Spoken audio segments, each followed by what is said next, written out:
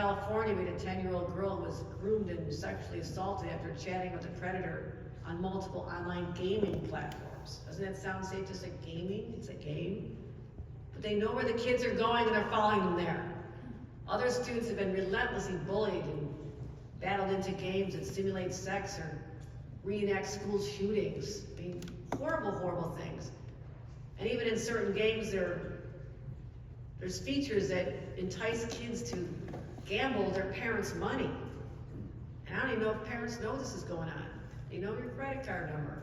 It's being used. How is that possible? So they're being coerced into gambling their parents' money on virtual junk. And these perils of these platforms cannot be overstated. They prey on our kids' vulnerabilities. They pull them into dangerous situations and ultimately can lift money out of the parents' pockets. So to keep our kids safe, mentally, physically, we have to act. We have to demand better safeguards. That's why in partnership with the Assembly, the Senate, Senator Goodardis, Assemblymember Rosick, and State Attorney General Tish James, I'm zeroing in on protecting our students in new ways online and giving them the mental health supports they need. So, right now, parents want to be responsible, and the ones in the audience are like, holy, I didn't know this was going on. I'm going to go home and check this out. You literally have to go into your child's phone and tablets and devices and know how to go to maybe one of 10 or 15 gaming platforms and messaging platforms, find the right privacy features, and you have to dismantle them and hope that your child doesn't turn them back on.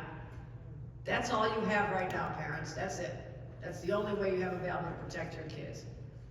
Under our proposals, we're removing that burden from parents and placing the responsibility where it belongs on the shoulders of the app companies and the platforms themselves. We'll have first in the nation age assurance standards under our Safer Kids Act. We're going to require social media companies and messaging and gaming companies to automatically default to those privacy settings at the highest levels for anyone under the age of 18. Think about that.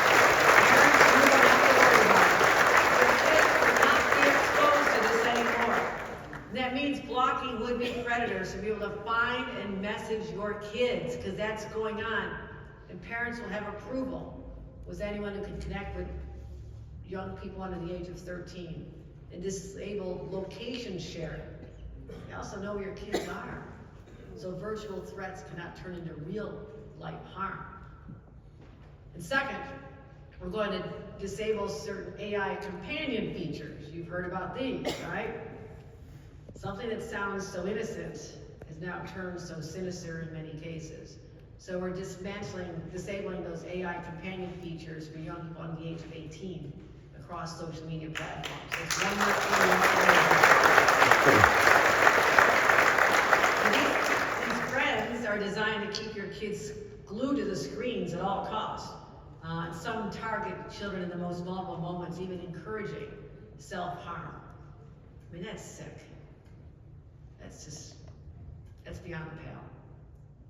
So we're doing those areas where we're disabling this, helping parents, but also we're building on our historic investments in mental health by expanding our teen mental health first aid training.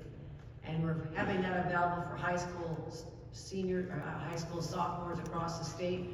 Because again, teenagers confide in each other, but they don't always know how to help their friend, right? What do you say? You're not trained.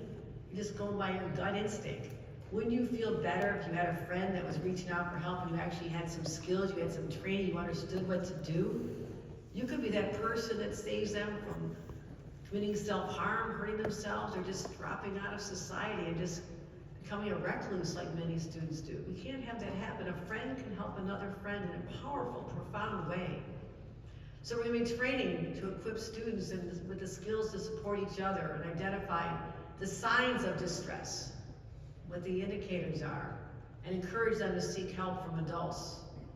And that also means we have to have training for school staff to ensure that they have the skills to do this training of the students. And so that's exactly what we're doing. We've already certified 5,000 teens and 3,000 adults in this program already.